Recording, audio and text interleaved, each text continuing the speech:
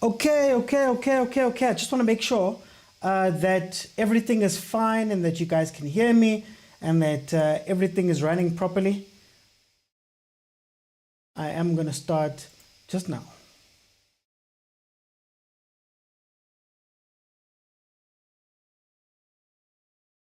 Okay.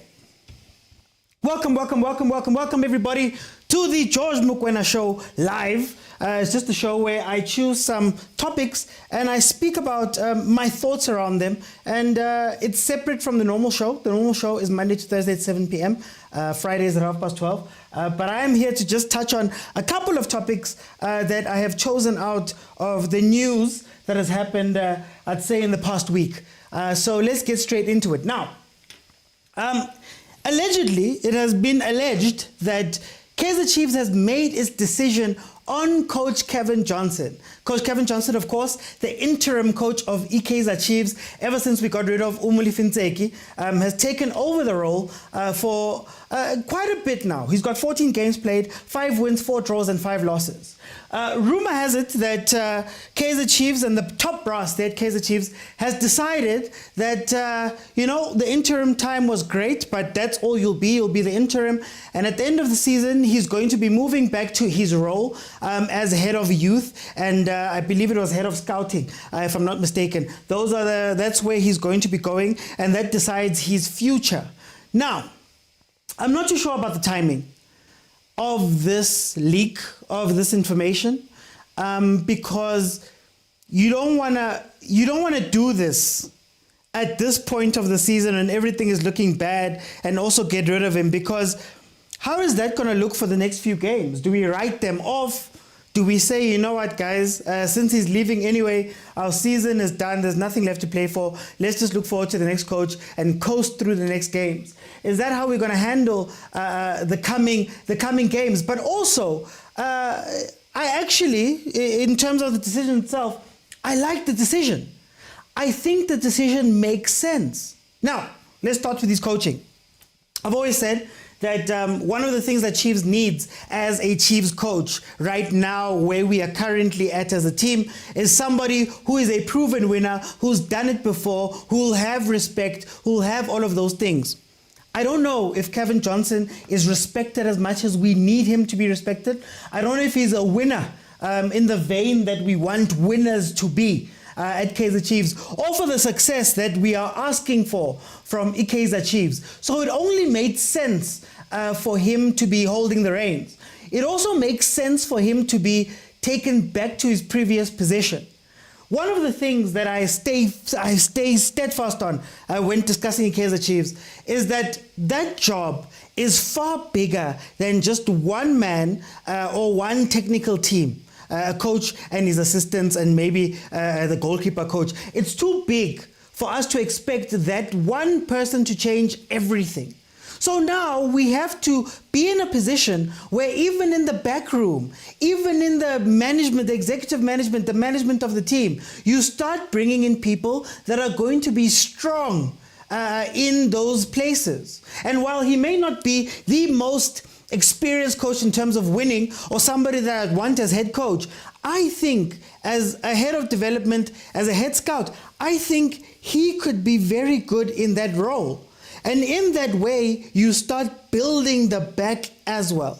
I think Chiefs has neglected the back, the managers, the heads of development, this, that, those different positions that you hold. About footballing director, sporting director, I know Kaizer Junior is one of them, right? But is it really that strong in the back? So you have to start building up those positions before you can start thinking about giving the coach all the reins. Because those are the decisions, those are the people, the decision makers that make a team run. Those are 10-year contracts that aren't front-facing, that aren't down to the coach, that aren't down to all of that, that are the real future of the club. So you have to start getting in professionals into those places in order to build. Now, going forward, I don't know who they're going to bring in. I don't know who they're looking at as coach. And I think that a lot of decisions that they're going to make going forward with the rest of the first team. Now we know what the coaching does. Let's see the next part of that, right? The players. I don't think we should be even thinking about players at this point unless they already have their coach, they've sat him down and they know what they're going to do. That would be amazing, right? But for now, let's forget about the players. What I'm excited about with Gavin Johnson is that he's known for having an eye, or one of his gifts in the PSL was having an eye, finding players, getting them ready, giving them a chance. And that is something that at Kaizer Chiefs has been lacking. And I don't think it's lacking purely because these players, purely because these players are not good enough to play in the team. I think it's lacking because they don't have structure. And having a head of development goes a long way into making sure that even when we have these players and we're creating these players and they need to break into the first team, there's a structured approach. If I were to ask you guys right now, who is the head of Chiefs' development? Who is the link between the first team and that development? Who decides how those players play and where they go and why or when they're being brought into the DDC team, being brought into the first team? It's lacking. So it's good that Gavin Johnson can step into that and maybe, at least on the youth side, add that bit of experience, that eye to guide these teams. Under his leadership, before he was a Chiefs coach, I believe, the GDL teams have done incredibly well, winning a lot of trophies last year and this year. So I think he may have had an influence on that, and him going back there full time will be a very good thing on that side. So I just wanted to start off by speaking about Coach Gavin Johnson and the news that apparently has been moved back into his former role. And again, that's a very nice thing in terms of the holes that the team has. You can't hire somebody as a scout, as a head scout, as a head of development, make him head coach and then get rid of him. There was a reason why you hired him in the first place, right? So let him go back and do that job, because getting rid of him means that you have to now replace 2, 3, 4 people. So yeah, I actually like that decision.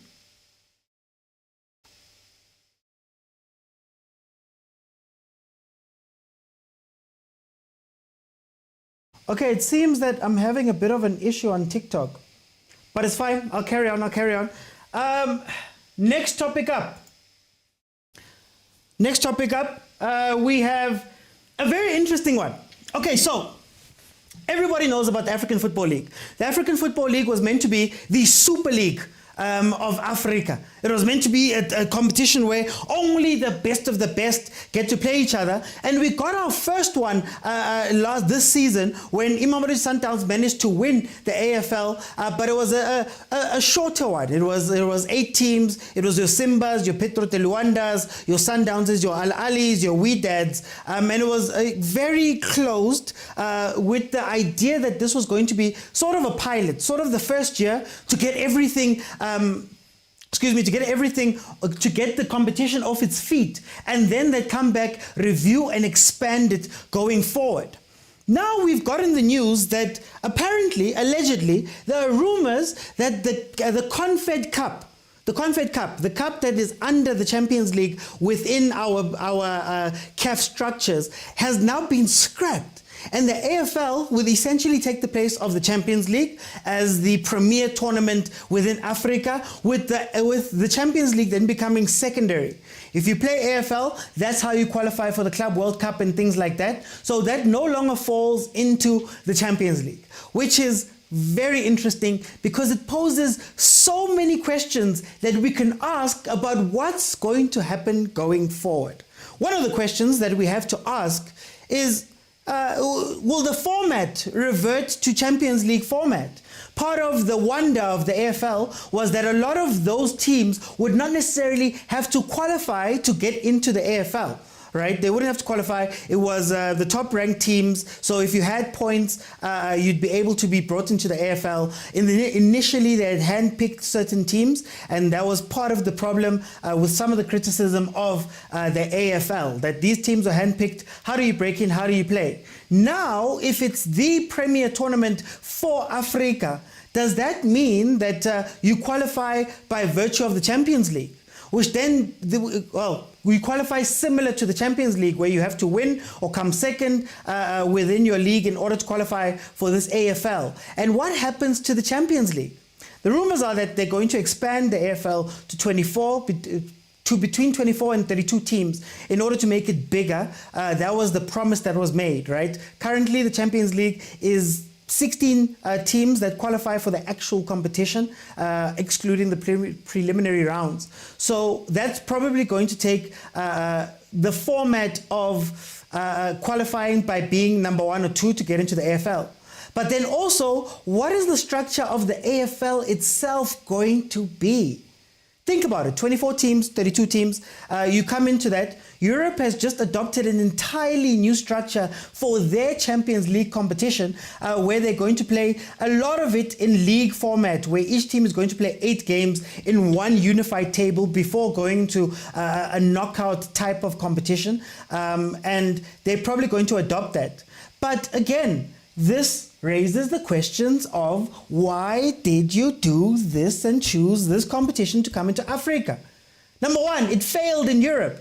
It failed in Europe because it was meant for certain big teams to capitalize on how much money they could make for themselves through TV deals, through all of that stuff. They wanted a separate place where they could maximize their own earnings outside of the leagues, because they felt as though it was unfair for them to have to share money with people who aren't pulling the same amount of eyes, the same amount of opportunities and sponsors into the competition.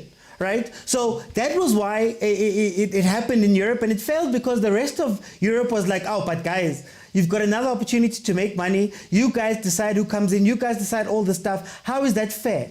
Right? So why would you institute that type of competition within Africa and then turn around and say, we have too many competitions right now. Therefore, because we have so many competitions, we can't, in fairness, have all of this. Is going to be too much of a strain. So why did you come up with it in the first place? And if I'm being cynical about it, really, I think that this was just a pilot for FIFA to see how this would work in Europe. I think there was no plans for the future of this tournament, and I think it was just brought in again as a test. It was a testing ground. Africa was used as a testing ground to see whether this concept makes sense. And they learned a few things. One of the things that was the major complaint, and one of the major things that had to be taken into account, is the schedule. Mamelodi Sundowns, to play the 8 games that they played AFL, they had to take a month off. And that meant a month of games within the PSL couldn't be played because Mamelodi Sundowns had to be away. And that means there's a backlog of fixtures, but also you'll be playing a whole bunch of games back to back, as Mamelodi Sundowns has been doing, trying to catch up. But then also, now you've got more games. What does that month look like? On top of the Champions League.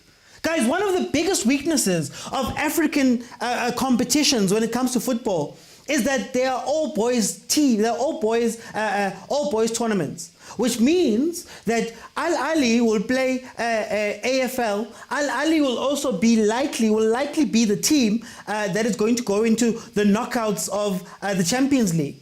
So now you've created 2 tournaments on top of each other, where it's going to be the same teams basically taking part in these tournaments. Right? And what does that mean for those teams? That means my schedule has to accommodate a 24-team AFL that is not going to be 8 knockout games, 4 knockout games, and then you crown the winner. It's going to actually be more games. And then you still have to play Champions League, and you still have to go back to your league. And these things pose a lot of questions. Time, fatigue, but also I need to have more players. It's just maths. If I'm playing more games, high quality games, I need to buy more high quality players. What do you do with your squad of 60?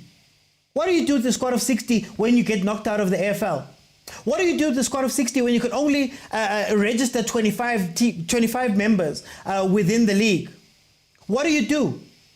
When you look at the leagues themselves, how many players can you sell to the big teams in order for them to be where they are and to maintain that? And how does that hurt you?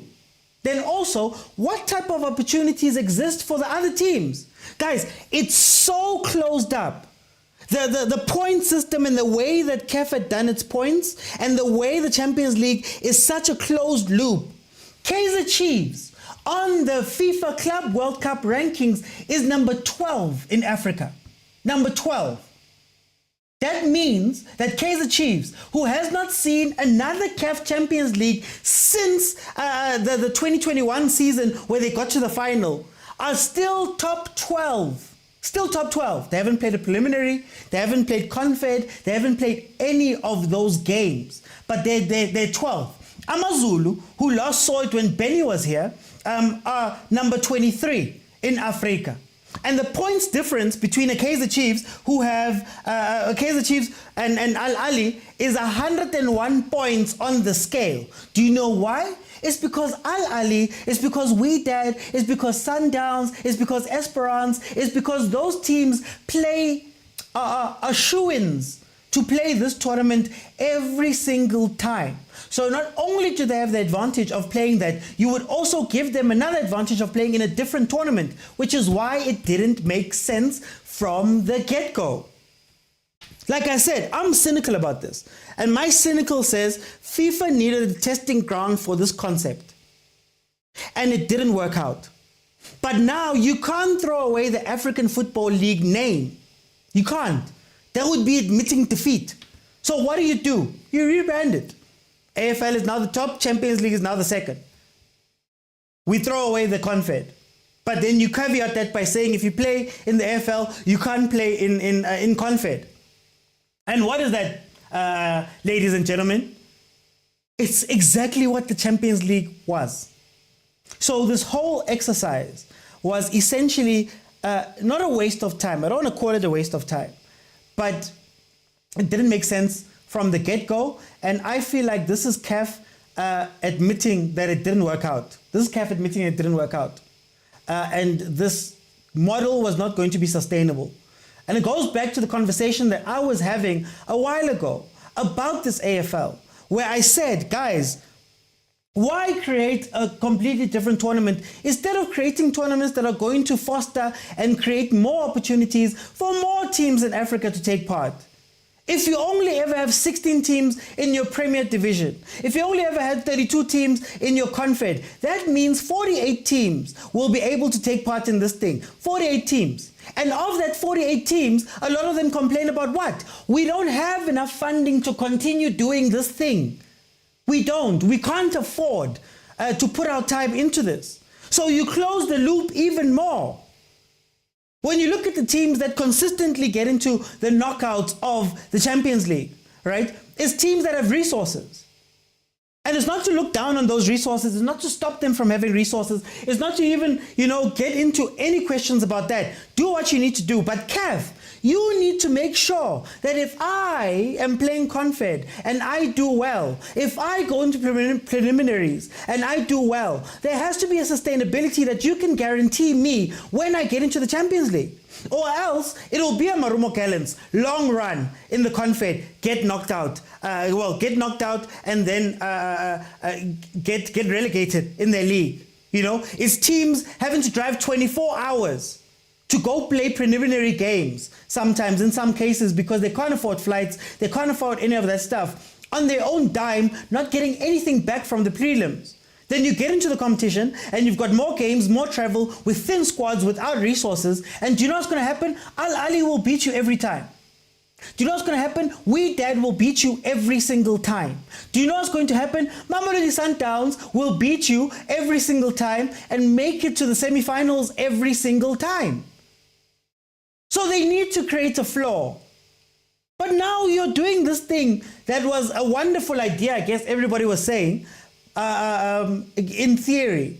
But now you can't even handle this according to rumors. Again, guys, these are rumors, right?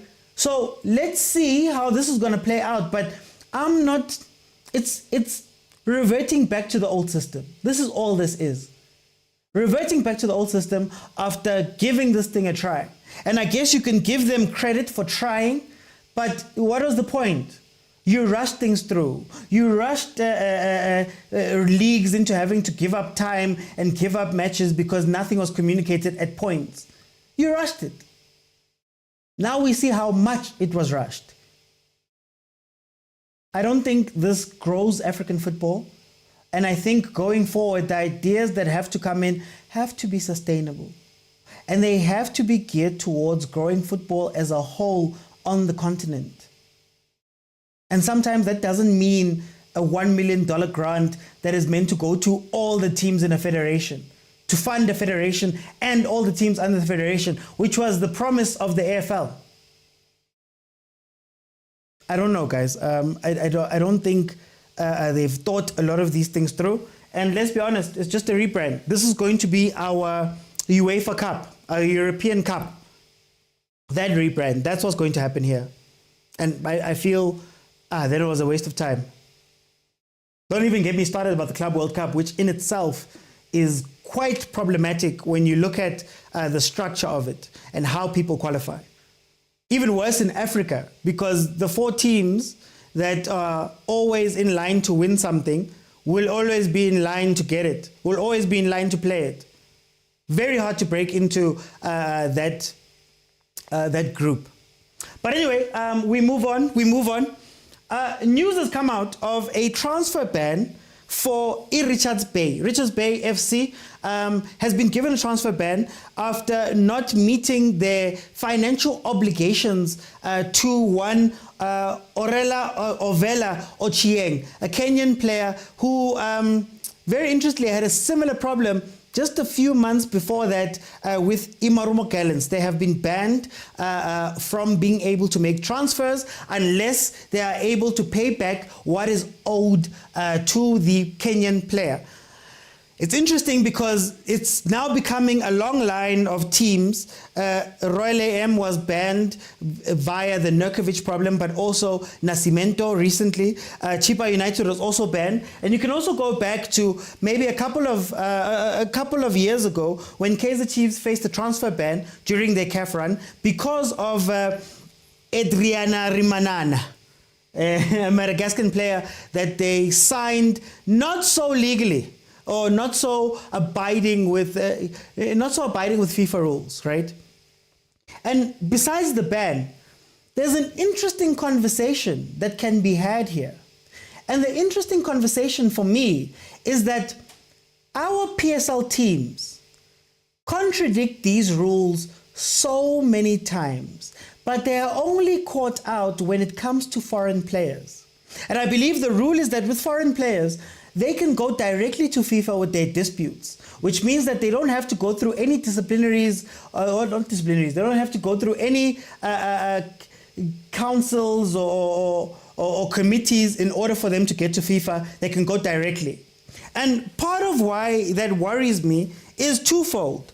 Number one, are our clubs really that naive to commit the same errors, sometimes in a row? I give you this Ovela Ochieng guy.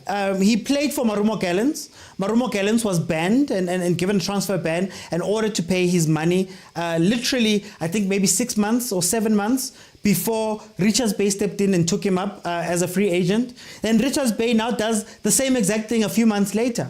Is there nobody in the structure, in the running of the team that can make sure that these things don't happen? Or is it a case that the PSL teams have been working with such impunity when it comes to local players that the rules don't necessarily apply to them? And it's not necessarily because these dispute resolution things are not working out, but maybe it's because our players and our agents don't understand their rights. You know, they don't know their rights, as we say in South Africa. They don't know their rights when it comes to some of these disputes with these teams. I take you back to Royal AM.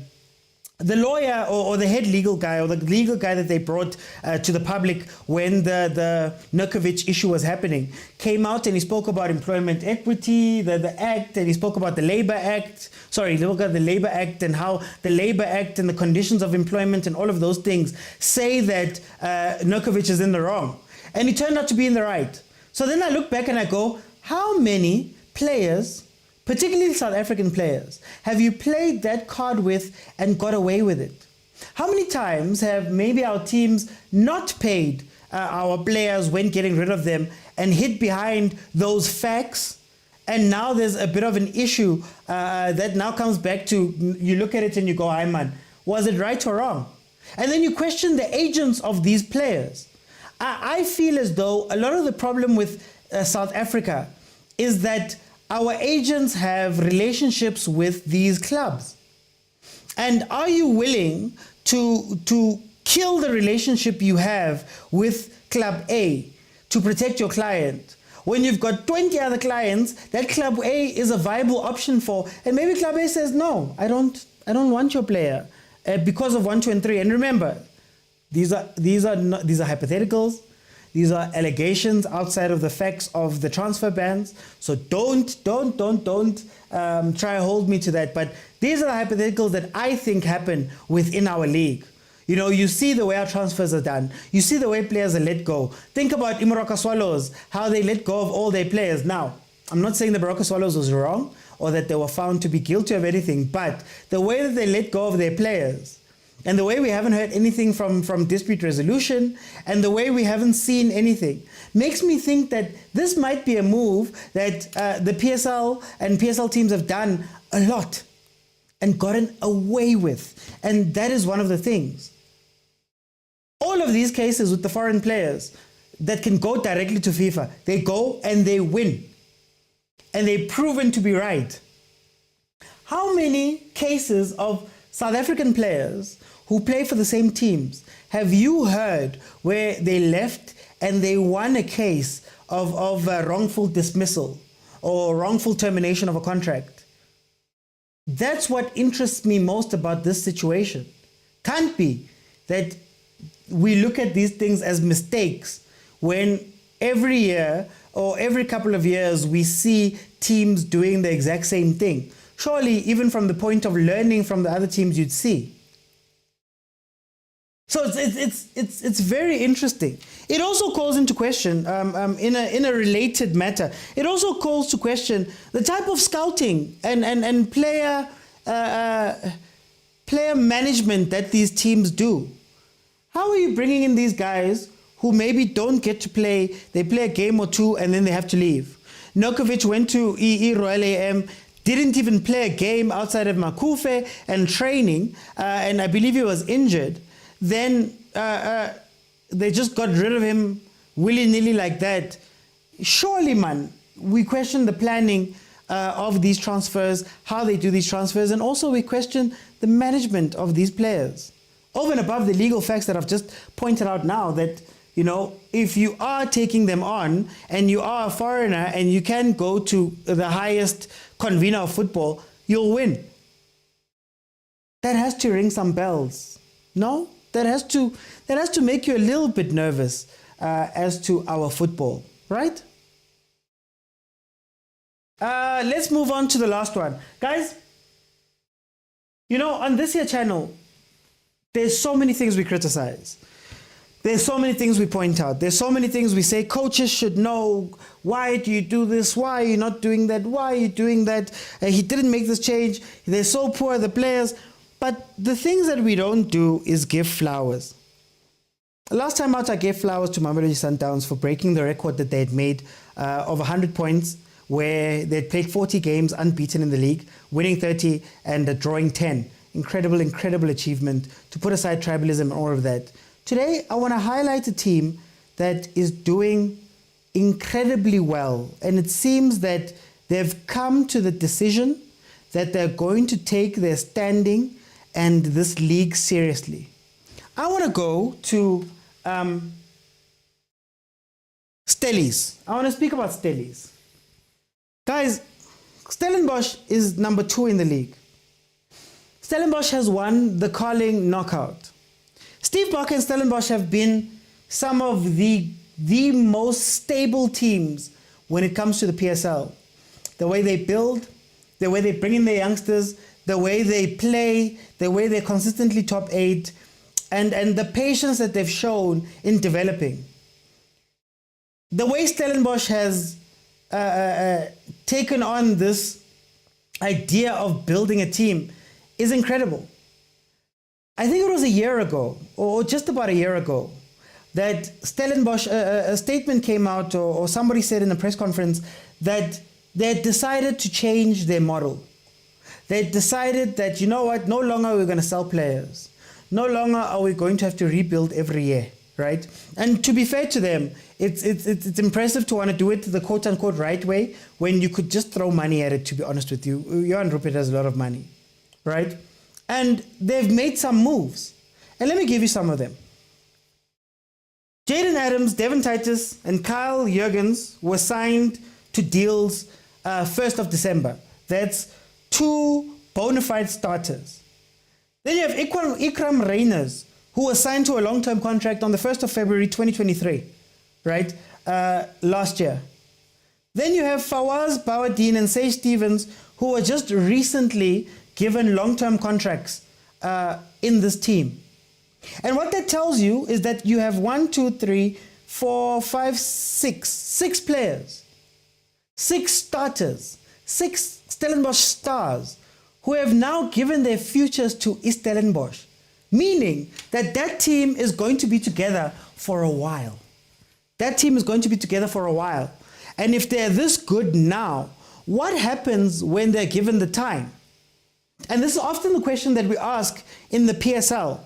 If SuperSport kept all their players, what would SuperSport be right now? You know, if Ajax Cape Town was not a selling team, where would Ajax Cape Town be right now? I know Cape Town Spurs, but would they have gotten relegated? Would they have needed to change things? If they took it seriously from that sense, because you can't compete with the money, or Stellenbosch could, but as a sustainable model, you can't compete with the money. So you have to compete with longevity. Steve Barker, a couple of months ago, took over his 200th game for Stellenbosch. And I remember at the time saying, you know, Steve Barker, what has he won? Why would you give him a new contract? How do we rank him? Blah, blah, blah, blah, blah, blah, blah, blah, blah. And he proved me wrong. He went out and he won the Carling knockout. If everything goes well, Stellenbosch will end up going to the Champions League. Imagine that. Imagine that. And you can even see it from the way that they've structured their team. We spoke about Kevin Johnson earlier. Kevin Johnson's team, Kaizer Chiefs, doesn't have an identity or a team to carry it through. Steve Barker, for those who don't know, his assistant, I believe his name is Wesley, has been with him since the Amatax days. The guy who's head of development at Stellenbosch right now, Evangelos, he was also with Barker when he was at Ducks. So this is somebody moving with their own team and building something somewhere else that has proven to be so sustainable, that has proven to show that you can do those type of things should you have the right people, to the point where the CEO of Stellenbosch wants to make him a Wenger type of figure, a Ferguson type of figure, 20, 25 years plus, holding down that team. And what I'm most proud of is, even with when they say they wanted 20, 25 years of him holding the team, now they're winning. And it's a conscious decision. And this goes out to all PSL teams. You can make the conscious decision to change. You can make the decision. You can make the decision to sign better. Not more expensive, better. You can make the decision to create a philosophy for your team.